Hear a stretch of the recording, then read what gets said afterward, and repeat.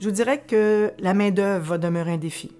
Une main-d'œuvre formée, une main-d'œuvre talentueuse, une main-d'œuvre qui n'a pas l'impression qu'on est une industrie de passage, qu'on peut faire carrière dans notre secteur.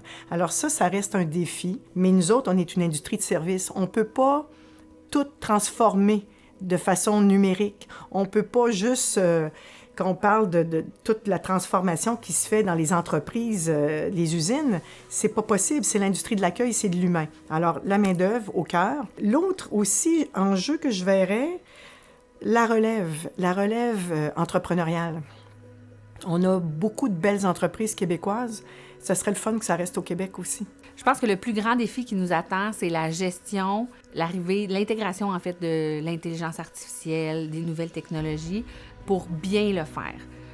Je vois ça d'un très bon œil. Je pense que les clients sont beaucoup plus prêts que nous à ça.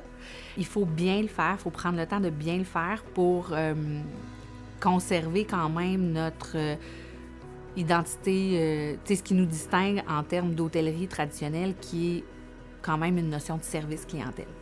C'est la vitesse où ce qu'on se doit de s'adapter aux changements, pas juste aux changements technologiques, mais aux changements, aux habitudes de vie de tout le monde.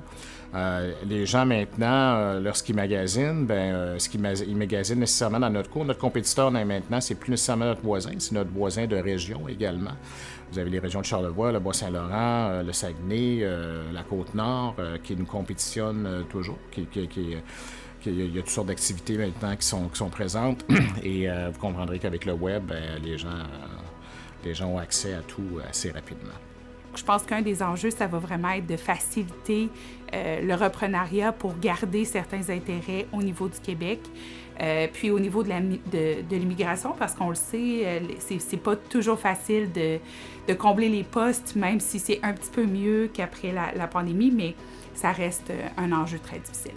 Moi, je dirais que pour moi, c'est vraiment, en fait, de poursuivre la mission puis la raison d'être qui est vraiment de faire de notre industrie, de continuer de démarquer notre industrie hôtelière dans le tourisme international. Donc, c'est vraiment de demeurer un acteur clé, autant dans l'économie, mais d'assurer une visibilité et un développement aussi, effectivement, là, des acteurs hôteliers.